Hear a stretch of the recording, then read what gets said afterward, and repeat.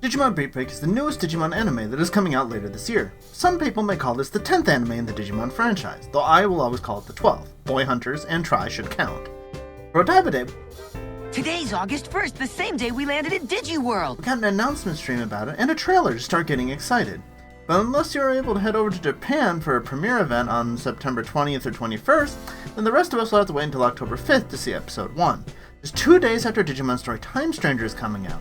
October is shaping up to be a crazy month for Digimon. Now, of course, I can't just show everything as it was printed or else I might hang your toey. So we'll have to dive into screenshots of the trailer to see what we can find. It'll largely be kept to what is seen in the trailer, with a few details like names that have been added from what we have learned elsewhere. Trailers are short and made to be looked over closely to get a good feel for a movie or show. So, let's do that! Alright, so welcome to the trailer. Let's dive into what we first see. The very first thing is we see these unusual new devices that have been called Sapotama. These are a device, it appears to be something that everybody has. They're like our smartphones, basically. Everybody has one now, or at least a cell phone or a phone of some kind. They're throughout all of society now. And looking at this device, it shows it being used as an alarm clock. It shows a weather app. And as we look at it here on its main menu looking thing, this does remind me of something. If you have played Cyber Sleuth or Hacker's Memory, this looks like a lot like the menu that pops up whenever you open up your main menu. Is there going to be any connection here to Eden or the Cyber Sleuth games? Probably not. It's an unusual design choice to show exactly what that looks like. And it's telling you, good morning, here's another wonderful, ideal day. It does sound a little bit like Mr. Navid in a robot-y kind of voice. And it shows us a world that achieves development through emotionally generated energy, which we know is called E-Pulse in this world. Then we see our main character, Tomoro, reaching out towards whatever this large-looking egg, probably some corporate building of some kind, and he's complaining about how the Sapotama says, you know, it's an ideal day, huh? Seems boring. So it seems very much that our main character isn't particularly happy with things how they are. He is very much of a rebel, things that are going on. We get extreme close-ups. You'll see quite a few extreme close-ups in the trailer of many of our characters. I think that's just a common thing of anime in general, so nothing to go wrong here. And here we see our main character has glasses, which is actually very unusual for Digimon. We don't have a lot of glasses-wearing characters so far. And those are the closest thing we'll get to goggles from him. Now, does it matter that our main character doesn't have goggles or not? Well, take a look over at my poll and tell me how I'm wrong. If I like goggles, but me personally, I don't think they're a requirement. We've had quite a few now that haven't had them. And we get a nice view of this cityscape, and there's more than one of these eggs. We've got a lot of major city, but like the city itself has got all these pink things. Are these just ads floating around? Is this some kind of dystopian glitching stuff that's going on and causing problems? We just don't know yet. But it's very much shows that this is futuristic. This does not look like any city that I'm aware of. Let me know if there is cities that look like this. I'm not someone that's lived in big cities, but I don't think this is what they look like. So, emotional devouring digital life forms that lurk in the shadows. This is something that we got in the very first one. It's very much a theme that they have been pounding into our heads this entire time with emotion devouring digital life forms, which Digimon has done that in the past. It's fed off emotions of your tamer, it's fed off emotions of other things. It's something that was most dived into, honestly, in the Digimon Story Data Squad game, of all things. Is probably the best place it's been dived into, but it's something that's been around forever. And here we see Tomoro holding his Sapotama, and we begin to see it glitching, with this wave pattern over it, which we will see again and again throughout this trailer. It falls to the ground, and for a brief moment shows that it's having some kind of error, before it turns up and reads Digimon, which as Tomoro reacts to it saying, Digimon? Like most seasons, most people don't know about Digimon. This isn't Digimon Tamers, where they've already known about Digimon, but it's something less. This is very much a standard build-up, and it works well, so I have nothing against them doing this again. And we get to cycle through all of the different baby forms of Gekomon, it appears. So, like, this would be its baby form. We get to see a brief glimpse of its in-training form, which these look like will be unique to this Digimon, which seems to be a lot of what they're doing lately, is if you get a new Digimon, it even has its own in-training and fresh forms. And we get our first looks at Gekomon. which immediately in the trailer licks its own eye. It seems like a very animalistic kind of gecko. No, not that Gekomon. This is a new Gekomon. There's a one-letter difference, and from what I've heard from all of their pronunciations, there is absolutely no difference between trying to pronounce either of those names. But I personally am liking Gekomon so far. I've seen a lot of people that are either loving or not so warm on it. We haven't even seen him yet, so I'm more than willing to give him a chance before I do any large discussion about him. And this is something that's been going on for quite a while now. He's biting onto Tomoro, and there's this white mist-like thing. Is it just his breath? Is it how he's trying to draw the emotion from him because they're emotion-devouring life forms? Or is this just a cool effect? It's hard to say right now. But I mean, we had Gamamon biting Hero, Agumon trying to eat Marcus. We've had a lot of Digimon that are really hungry lately. Are the writers getting enough to eat over there?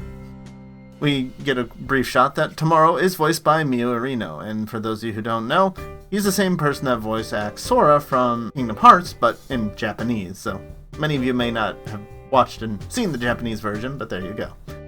And then we see him running through the town, and again, these blue and pink panels just seem like a distortion. There's no ads or anything on any of them, because you think a big dystopian place, would have ads all over the place, always in your face, or something like that, but it appears to be he's running through town. Most likely, Gekomon has shown up at this point, and he's freaking out. He has no idea what's going on. This monster's chasing him, so he's freaked out, which is fairly understandable, I would say.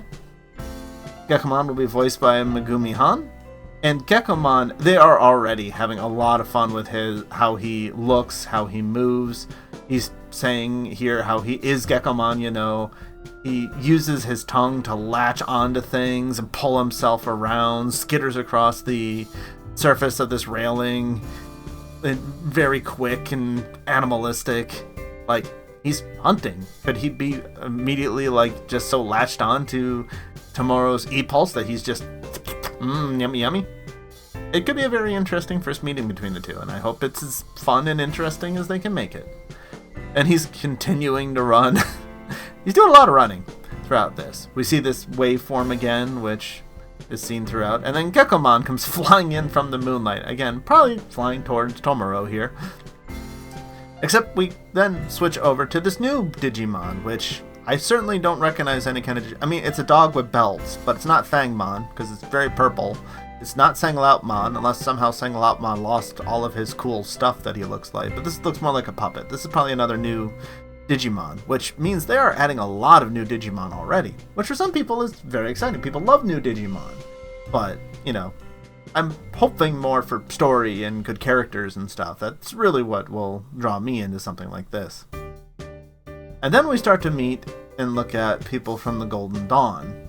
This is apparently a thermal camera they're looking at. It doesn't really seem to be showing too much outside of a couple of figures. They're monitoring. That's some digicode up top that they have. And this is where they start talking about the team itself, that they're a cleaner team that handles the heinous Digimon incidents that are happening unknown to the world.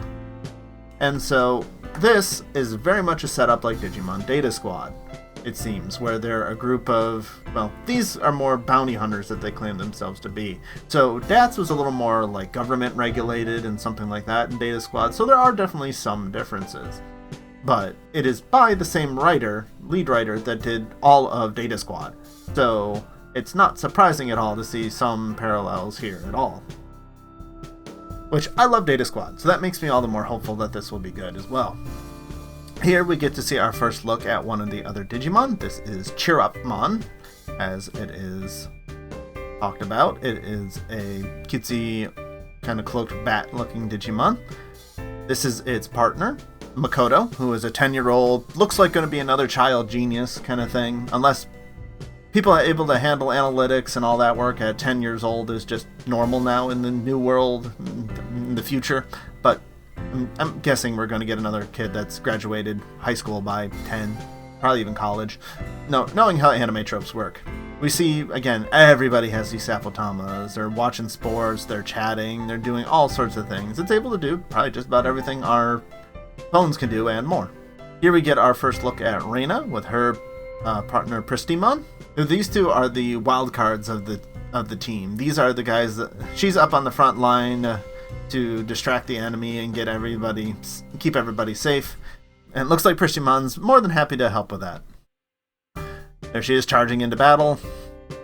And here we get a backshot of Kyo, who is apparently a roommate of Tomoro. I am your father's brother's nephew's cousin's former roommate. And a much smaller, younger looking Digimon. This is likely to be Cougarmon, who we're told is his partner's resting form, because we see in a later visual that his actual partner looks very different than this in the posters and everything that they've shown. And he's the leader. He's the leader of the Golden Dawn. He treats everyone as family. So, okay. So we have a character that's into music. We have Hothead on the front line. We have a child genius, and we have someone looking over them as a general. Yeah, I don't see the Data Squad comparisons at all, or Sabers if you want to call it that. Nope, nothing to see here. And then once again, we see a Digi-Egg with this beat on it, as Gekomon say, "That's it, Tomoro, show me more of your beat." So probably when he's Digivolving for the first time, or it's another way of just some kind of bond between partner and Digimon to be powered up with. And Glitch the Future. Now this is something that just really feels like it's something to say, up yours future, but in a family-friendly kind of way, is what it seems to me. But I mean, seeing as it looks like there's a lot of glitches going around the world, it probably has a little more meaning to it than that. And finally, we get a release of October 2025. Now this is interesting, because if you look at this in the English version, it says October 2025. But if we look at the version that came out in Japan, it says October 5th that it'll be releasing at 9 a.m. So, is there going to be some way that they want to officially release it to us in an English version in October, but not on the 5th? So does that mean they're going to get it out onto other platforms for us to be able to enjoy it that can't get to the Fuji TV channel or whatever exactly it comes from on Japan? That could be interesting, because a lot of the Digimon anime right now, you can't really find it over here in Americas or outside of Japan. So making it more accessible would make it a lot easier for people to find it. Even though I don't think there will be a dub coming right away, because they haven't done that in quite a long time. But prove me wrong, Toei. I will be more than happy. Work with Saban or anyone else you've worked with in the past to give us an English dub. That'd be awesome. And so it looks great. It looks like a solid Data Squad center with some interesting characters. We've seen Marasumemon, the evolved form of the Digimon we saw there. So they're starting with an ultimate. Now I assume he's just going to be a person to look over the group and not going to completely steamroll everything for them to start. At least I hope so. And who knows, with the Golden Dawn, maybe we'll get a Dusk team to combat them, to be a clashing of humans and Digimon. Or so many things. It's a brand new anime. There's so many different things we could find. What are you looking forward to most about Digimon Beatbreak? Let me know down in the comments below. Thank you so much for watching. I hope you enjoyed. Until the next one, everyone, take care. Bye.